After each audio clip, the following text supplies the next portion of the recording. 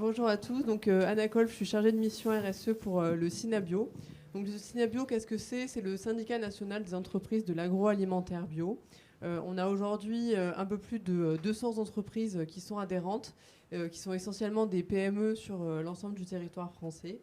On est sur des PME de l'agroalimentaire, donc c'est vrai qu'on n'a pas de viticulteurs parmi nos adhérents. Cependant, il nous semblait important de présenter notre démarche aujourd'hui parce qu'elle est tout à fait complémentaire à la bio, et vous le verrez pendant ma présentation.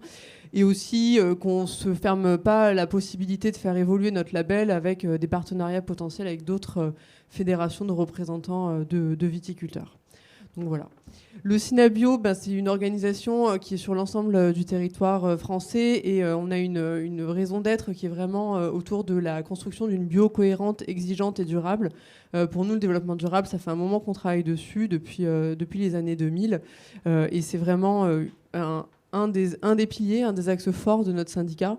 Sur une équipe de 7 personnes, on est 2 personnes à temps plein à travailler sur le label bio-entreprise durable et les sujets de RSE. C'est vous dire l'importance qu'on y donne dans nos moyens. Bio-entreprise durable, alors quelques mots avant sur le contexte ou la vision que nous on porte de la RSE au Synabio, c'est que tous nos adhérents sont des entreprises, des PME qui sont engagées depuis longtemps autour des valeurs de l'agriculture biologique que vous connaissez, écologie, précaution, transparence et santé, tout autour d'une démarche produit. Mais c'est souvent aussi des PME familiales, des PME ancrées dans leur territoire et des PME qui sont engagées autour d'une entreprise. Et la RSE vient complètement compléter cette démarche produit qu'ils ont mis en place avec une démarche d'entreprise, une démarche ISO, donc une norme ISO qui n'est pas certifiante, mais la volonté quand même d'aller plus loin. Et aussi, on le remarque de plus en plus là, dans les 3-4 dernières années, un contexte de transformation du marché très fort sur l'agriculture biologique et le besoin pour ces PME familiales d'avoir plus de moyens et d'avoir plus de possibilités de réaffirmer des valeurs qui ont fait la construction de leurs entreprises. Et c'est dans ce contexte-là que le Synabio, donc, qui est une fédération d'entreprises, s'est dit pourquoi pas aller plus loin, pourquoi pas aider nos entreprises à aller plus loin sur ces sujets, des petites PME qui sont peut-être pas outillées ou formées sur ces sujets-là. C'est comme ça qu'on a créé le label Bio-entreprise durable. Ça a été créé par des entreprises adhérentes au Synabio. Donc le label, comme il existe aujourd'hui, existe depuis 2014. Mais depuis 2008, on avait déjà une charte autodéclarative d'engagement avec 8 engagements de la part des entreprises. Et on a voulu aller plus loin pour être plus crédible, pour être plus fiable, pour être vraiment le garant d'une démarche d'amélioration continue avec la création d'un référentiel et d'un label. Donc depuis 2014, il y a un label avec 28 exigences autour, basées sur l'ISO 26000, comme on l'a vu avec la présentation tout à l'heure. Et la spécificité de bio-entreprise durable, c'est que c'est vraiment de la RSE adaptée aux PME de l'agriculture bio, de l'agroalimentaire bio. Donc c'est-à-dire que dans notre cahier des charges, on a repris l'ISO 26000, mais on s'est assuré que l'ensemble des enjeux qui sont vraiment propres à la filière bio et à l'agroalimentaire seraient pris en compte.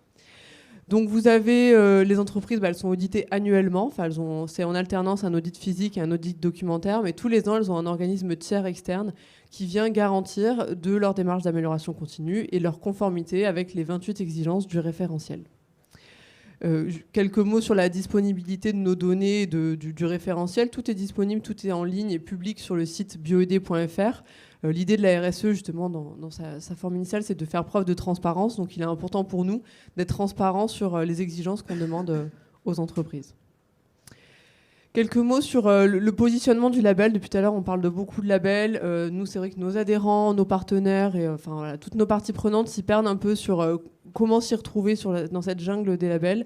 Donc il nous semblait important de venir le repositionner donc avec un panorama qui n'est pas exhaustif, mais qui donne déjà une première idée.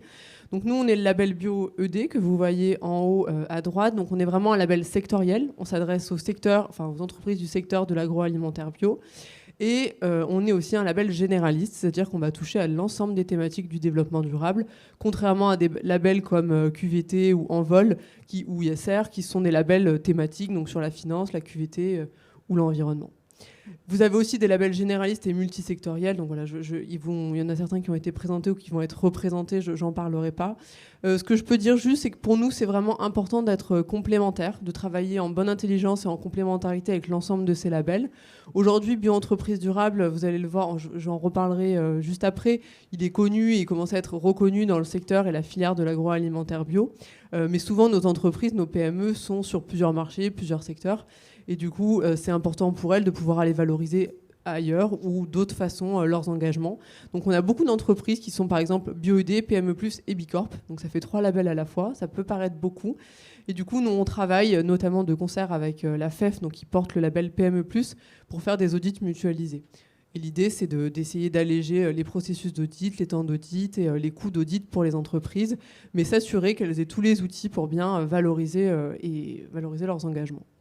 On travaille aussi, on vous parlait tout à l'heure de commerce équitable. Effectivement, pour nous, le commerce équitable, on va le voir juste après, ça fait vraiment partie de nos engagements qu'on demande aux entreprises, parce que pour nous, la filière responsable, c'est vraiment un enjeu fort de l'agroalimentaire bio.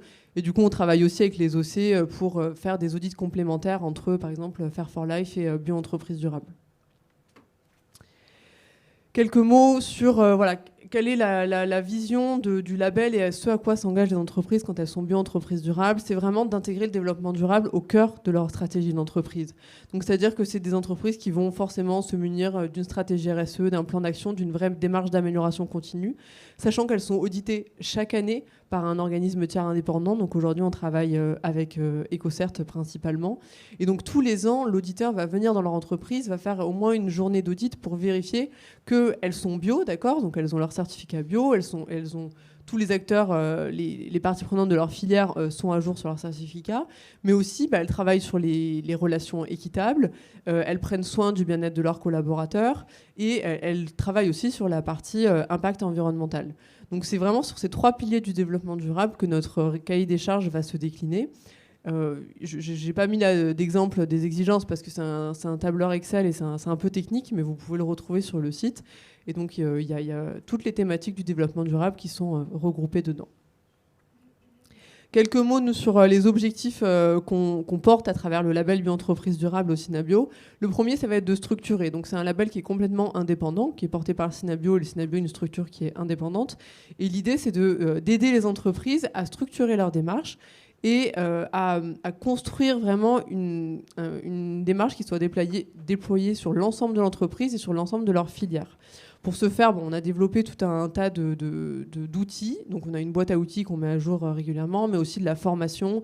Et on a un axe fort sur l'accompagnement. Donc comme on est 2 à accompagner les entreprises, c'est-à-dire qu'on fait des audits blancs, on fait du conseil. En fait, on conseille les entreprises pour qu'elles puissent obtenir notre label. Le deuxième point, c'est de valoriser. Donc, c'est vraiment un label qui va vous permettre de valoriser au sein de votre secteur vos engagements.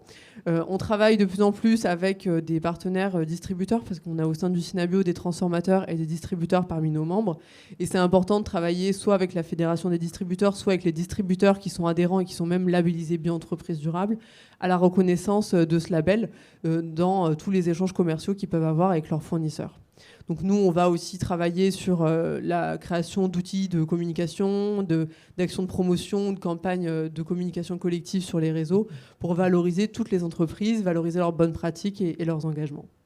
Et enfin, le troisième objectif, c'est le partage. Aujourd'hui, on a 57 entreprises labellisées. Alors, ça peut paraître peu, c'est vrai, par rapport aux autres labels qu'on a présentés tout à l'heure. Mais sur les 200 entreprises adhérentes, sachant qu'ils sont tous adhérents et qu'on est 2 à s'en occuper, on trouve que c'est quand même pas mal.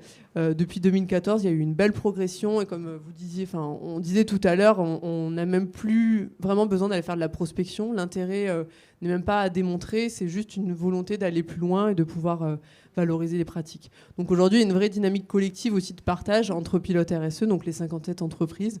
Et nous, on travaille beaucoup à ce qu'ils se retrouvent, à ce qu'ils échangent, parce que c'est souvent des responsables qualité, des responsables communication ou marketing, qui ne sont pas des professionnels de la RSE. Et donc c'est hyper important de pouvoir échanger sur des problématiques qui sont communes. Une des spécificités de Bio-entreprise durable par rapport à d'autres labels qui vont être présentés ou qui ne seront pas présents aujourd'hui, c'est qu'on ne communique pas du tout sur le produit. On est sur un label d'entreprise. L'auditeur, il ne va pas aller vérifier vos pratiques sur le produit de manière spécifique, mais vraiment sur vos pratiques d'entreprise, votre filière, votre manière de gérer, votre gouvernance, votre stratégie, etc. Et du coup, c'est important pour nous de ne pas apporter de la confusion dans l'esprit du consommateur. C'est notamment une des recommandations de la plateforme RSE, c'est surtout en bio et en agroalimentaire bio, de ne pas rajouter des logos sur les packaging, parce que ça peut parfois perdre le consommateur. Bio-entreprise durable, voilà, vu comme ça, est-ce que ça vous parle? Est-ce que vous comprenez que c'est l'entreprise? Même si c'est l'entreprise, qu'est-ce que ça vous dit? Donc on préfère favoriser des actions de communication ciblées, soit en B2C avec des réseaux sociaux, des flyers, le site internet, mais aussi en B2B plutôt sur tout ce qui est relations commerciales, PLV, salon, plutôt que d'aller mettre un logo qui ne serait pas forcément compris du consommateur. Aujourd'hui, donc c'est vrai que la cible première, on va dire, de ce label, ça reste le milieu professionnel. Quelques mots sur les 6 thématiques du référentiel. Donc dans l'ISO 26000, il y en a 7. Il y a 7 questions centrales, parce qu'il y a la question des droits de l'homme. Nous, la question des droits de l'homme, on l'a volontairement mis dans la partie 4 sur les pratiques d'achat et de vente responsables, parce qu'on est sur des PME, donc des plus petites entreprises, et ça nous semblait un peu énorme de faire une question entière sur les droits de l'homme. Donc du coup, voilà, les thématiques assez classiques de la RSE, gouvernance, relations, RH, environnement, pratiques d'achat et de vente responsables, santé, sécurité et naturalité, qui est un pan très important pour nous, et l'ancrage territorial. Sachant que les plus grosses parties, les parties où on a le plus d'exigences, ça va être la gouvernance, les RH, l'environnement, et pratiques d'achat et de vente responsables, ou aussi filière responsable, avec toutes les exigences autour du commerce équitable ou de la relation avec les clients distributeurs. On a donc, comme je vous le disais aujourd'hui, 57 entreprises qui sont labellisées dans toute la France, donc avec un panorama, une répartition de plus en plus. Alors c'est tout petit, mais c'est j'ai fait ce que j'ai pu, parce qu'il y en a de plus en plus, donc du coup les logos rapetissent, mais on voit qu'il y en a vraiment partout, avec une forte concentration dans le sud-est, donc dans le coin, il y en a quand même beaucoup, aussi pas mal en Bretagne et dans la région Auvergne. Et on a donc, je dirais, presque une quinzaine d'entreprises qui sont en cours d'accompagnement par l'équipe RSE du Synabio. Alors voilà, je suis moi porteuse de label, pas entreprise, donc j'ai pas un témoignage d'entreprise, mais je vous ai mis, et je pense qu'on partagera la présentation, quelques exemples de bonnes pratiques d'entreprises qui sont labellisées. Tous les ans, on fait un observatoire RSE des bonnes pratiques, donc tous les ans, on va chercher les bonnes pratiques auprès des entreprises et on leur demande de mettre en avant ce qu'elles ont envie de partager et de valoriser dans leurs actions RSE. Donc en matière de gouvernance, il y a par exemple une entreprise qui avait créé un comité miroir avec des parties prenantes externes. Donc c'est vraiment un comité avec des parties prenantes externes à l'entreprise qui vont solliciter chaque année pour aller challenger leur stratégie d'entreprise avec des questionnements éthiques, des questionnements de stratégie d'entreprise, de produits, de positionnement, etc. En ressources humaines, il y a de plus en plus d'entreprises qui intègrent les salariés dans les prises de décision autour des salaires, autour des ressources humaines.